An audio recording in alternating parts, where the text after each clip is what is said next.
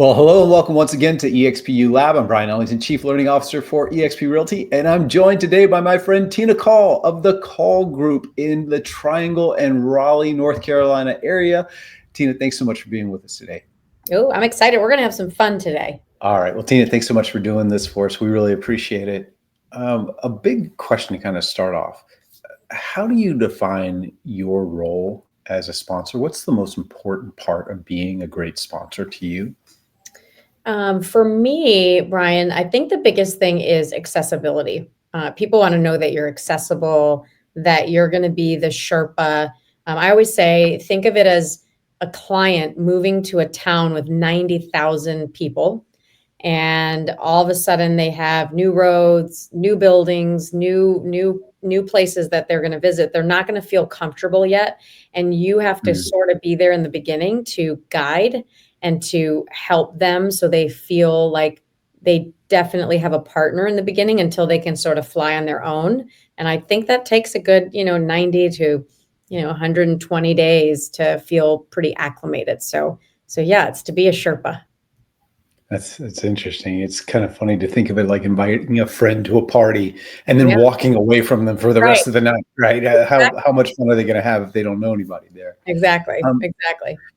Now, you've obviously built a tremendous RevShare org for yourself, and that didn't just happen overnight. Mm-hmm. So I'm curious because there's probably things that you do at your level that the majority of us just probably won't ever have a RevShare org that big, right? That's not the goal for a lot of people. The goal is to bring in a handful of people that they know and love and want to help in real estate and go from there. I think they'll be surprised when they do, how quickly that grows to the org of your level. But thinking from that kind of mindset that, I just want to help a few people come over. If you were going to start this all over again and redo your RevShare org from the very beginning, what would you do in the first 90 days with that new RevShare partner? What actions would you take as their sponsor in the first 90 days?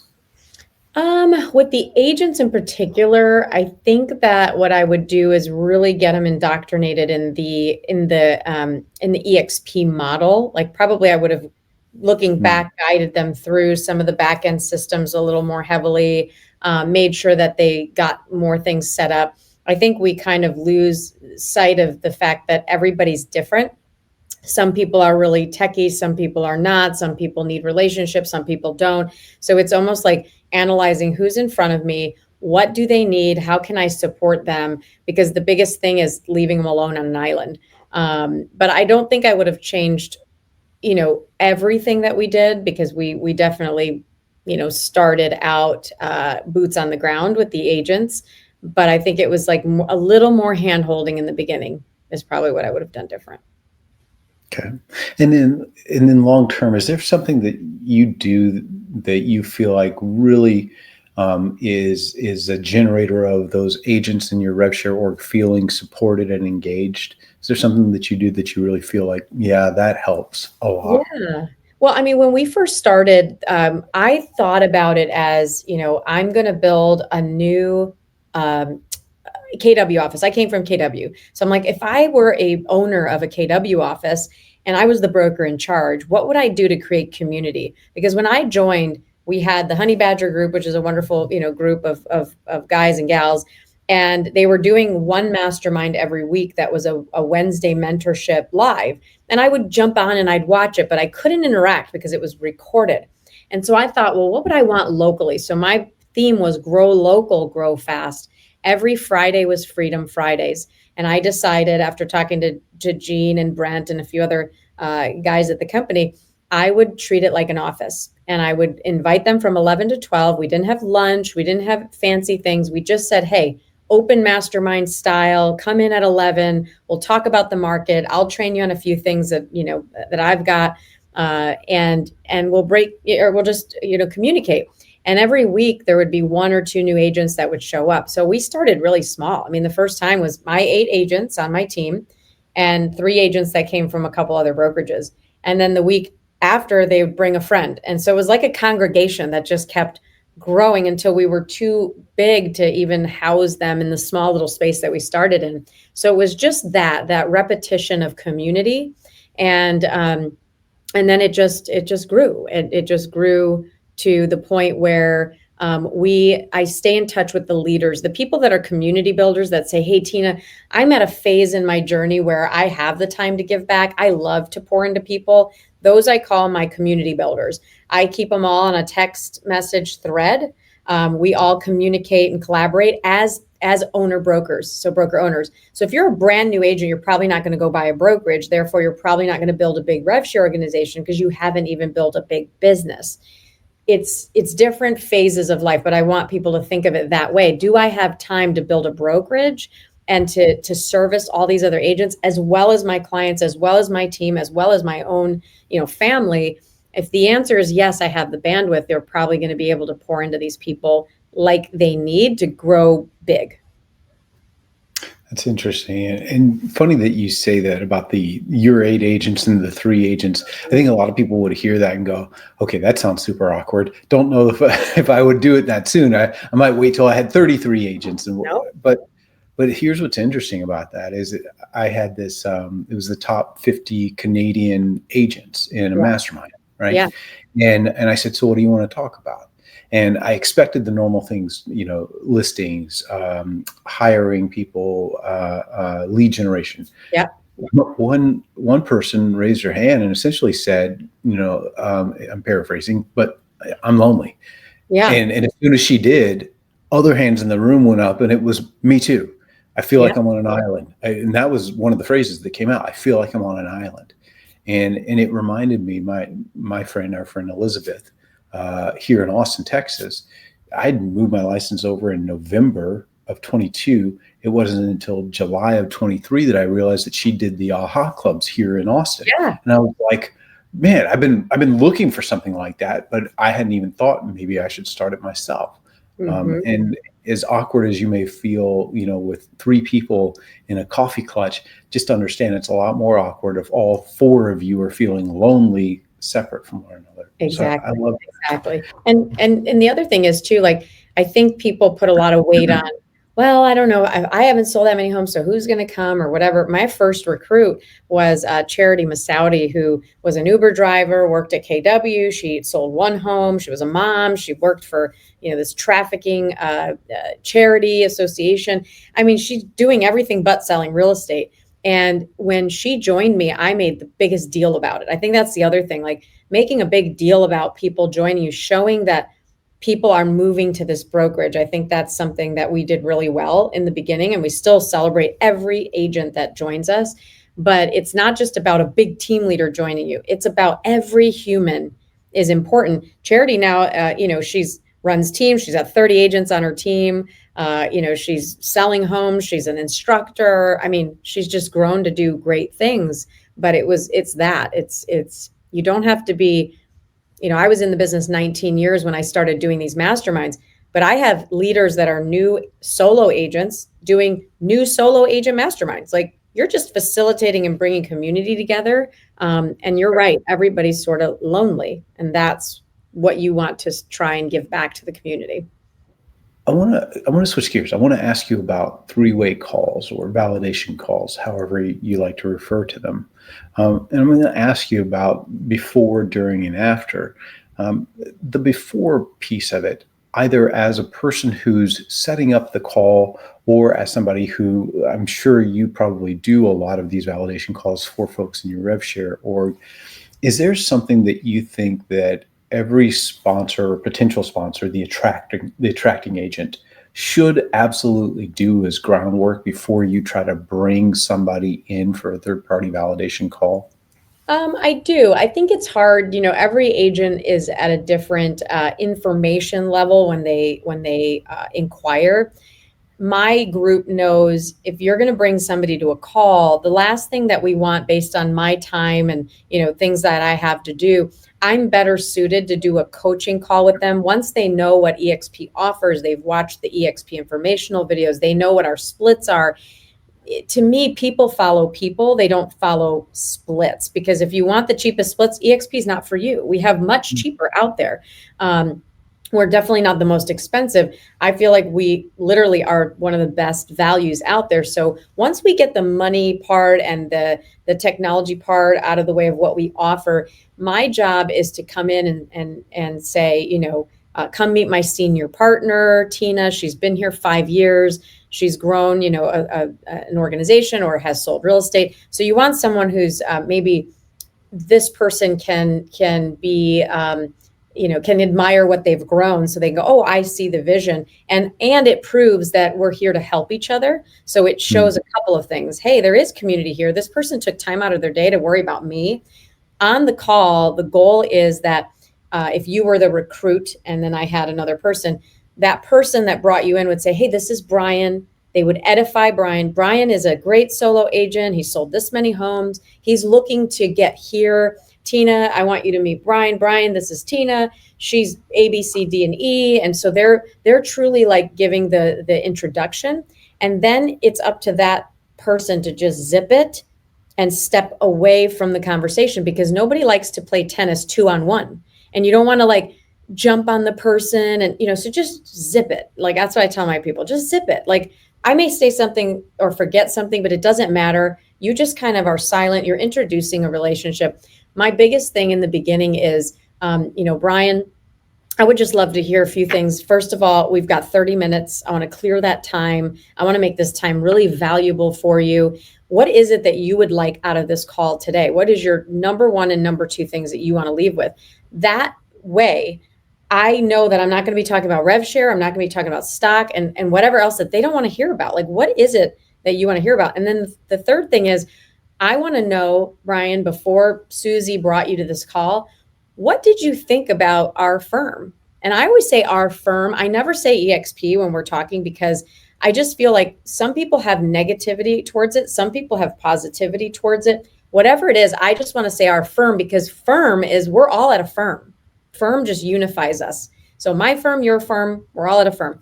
And so they talk about, well, I thought about EXP and I've always thought, oh, the producers go there. I've heard that lately. Oh, you guys have a reputation today, actually. You guys have a reputation for really great agents at your company. And I was like, oh, this is great news. So now I know they have a positive feeling about EXP. Or, well, I mean, you guys just seem to be all recruiters that don't sell homes. Oh, interesting. Can I ask you to dig deeper on that? How did you come up with that? Because and you're not going to offend me. I really want to know. And so then I'm writing down ferociously, just taking copious notes on what they're saying, because now I know where to lead the coaching call. And that's how I look at it, is I'm not going to sell them on EXP. And I'll even say, Bryon, EXP may not be for you. It may not be, but it may. I just don't know. But I know this. We have the most amazing leadership. We have the best.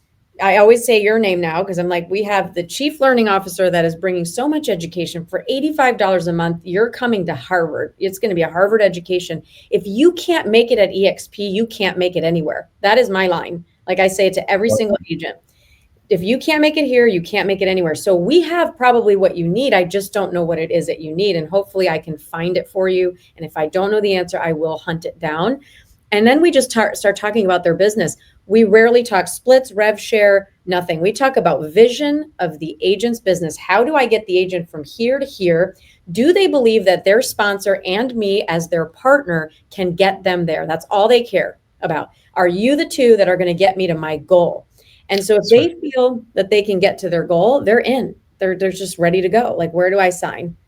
By the end of the call.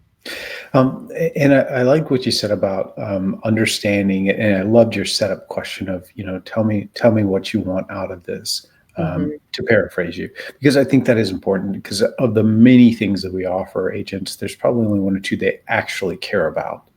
So with that being the kickoff of the conversation, how then does the rest of the call typically progress for the ones where you are that third party validator? Is there a formula or a format that you typically follow in those conversations? Yeah, I mean, I'm doing active listening and I'm asking a lot of questions. So just like a seller or a buyer, I'm in pre-qualification mode. Tell me more about that. How did that make you feel? Like, I just had a lady last week. She said, I'm always giving back to the brokerage, but the brokerage is not giving back to me. And I said, well, how does that make you feel? well, I feel terrible. Like, I feel like I'm on, like she's going into her own feelings. And I said, well, at our brokerage, I can't guarantee that, you're going to be teacher of the year. However, here's the tools that I use to become an instructor, to become a community builder, and it may work for you too. So I do use a lot of my own stories to validate. I would say that storytelling is huge. I knew when I moved to this company, I studied every single community builder here. I knew their story. I knew their success. I knew their teams. I knew their production, because I wanted to know, these are the people at my brokerage. I'm selling this wonderful opportunity. Where are the other success cases? I need to know those stories. So I will intertwine a few stories. I might even, schedule another meeting potentially with somebody else senior to me that might influence and feel like, hey, this is going to be a really good fit. You need to talk to, whoever. So yeah, I mean, that's really it. It's a coaching call. And then sometimes, Bryon, we go right into, mode of like, I'll open up my laptop and just open up a document that I feel like will be of value to them and send it right to them. Here, take my marketing plan, take my widget. And they're like, this person's sharing like everything. I don't even know them. So I think it's just coming from a lot of value, trying to help them with their 1 or 2 or 3 issues, and then making sure by the end of the call that you set up the next step. So Bryon, you're going to have, anything you're confused about after we end this call today. Can I clear anything up? No. Great. The next steps are, you're coming to our mastermind on Monday, or I'll see you on another call to get, Leo Pareja on the call to make sure that, your team is going to transition wonderful, whatever it is. There is always a next step. And usually it's I would say 75% of the time, it's some kind of educational step where they're observing some sort of community building event. I think if you had conversations with your revenue share partners, your upline, you would know quite quickly who was in to help and who wasn't, right? Correct. And there may be people in your upline who are, doing their own thing, don't want to be involved, and that's fine too. Yep. I'm betting you dollars to donuts more often than not, what you're going to find are people who are absolutely enthusiastic about the fact that you want to go out there and experience RevShare for yourself, and would be more than willing to help you, and would be more than willing to tell you in exactly what way they can help you. Correct. So that you can have those conversations. Yeah, you want to borrow that influence, that's for sure. Cool. And then I love what you said about the follow-up texts. In your experience, when it comes to these kinds of calls, what's typically the for those who aren't ready to come right away, what's typically the thing that's holding them back that you see more often than not? I think what's holding them back. So as of lately, we went 5 years ago, EXP cloud-based was literally, in their own world, that we didn't have much competition. Today, you've got a lot of squeaky wheels. Every week there's a new cloud-based model, which means that they have friends and influences that have gone many different ways for many different reasons. There's cloud-based models that offer babysitting and free car washes, and you go, really? Like, how does that scale? But if that's what you need, I mean, I don't want realtors watching my kids, but, so, I mean, there's just a lot, I would say there's a lot of distraction today. I see that. And that's where I'll go, look, there's going to be, what I love about EXP is that we are the innovators that innovated, and we are always ahead of the game, and people will, we have changed the industry forever. So I love being with the original innovator, because I know that we're already 90,000 agents and we're going to head to 1 million. I don't want to be at a startup. I want to be somewhere for 10 plus years. And this is why I've decided to hang my hat here for the long term. But that's it. It's distractions from other shiny object companies. And then you just have to navigate that in a way where you're not bashing the other companies, but you're also not, you're also advocating for your own. You're kind of sticking up for your own company and saying, look, a success leaves clues. And we've left so many clues that other companies and other people that think they can do it better are starting their own. But I like to be with the innovators, and I'm behind Glenn and Leo, because I know our leadership and I trust in it. And so, and numbers matter to me. I want to be at a profitable company. I think that's the other thing. When you decide to go this route, you better become a student of the industry. You better become a student of your model. You really got to be tuned in. I better see you at every event. You better know exactly what the university offers, EXP luxury. Like, this is what you're selling. So you can't just be like willy-nilly and bringing people to your upline and then not having much to do with it. Because what I found is the sponsors that do not tap into the what EXP offers and lean on me to build the relationships, unfortunately, that person feels like they've been left behind. Even though they like me and they feel like I offer a lot, they feel kind of left, like almost like abandoned by their parent. And so you cannot be that sort of abandoned, like sponsor. You have to really tap in. So I can't stress that enough. Yeah, I think there's a natural tendency in life to pull away from the center with our own little problems and our own little worlds. Mm-hmm. And that's going to be true for you and I, but it's certainly going to be true for whatever RevShare works. And Yeah. so whatever we have to do mentally for our own selves to pull ourselves back into the center, we're also going to have to do for folks in our org if we want to be that good shepherd to our flock, which I Right. think that's why you get into sponsorship, is Right. because you want to help people grow. So this is the discipline of doing that, is getting them plugged in. So I love that answer very much. Well, Tina, thanks so much for doing this with us. We really appreciate it. You're so welcome. I'm happy to help.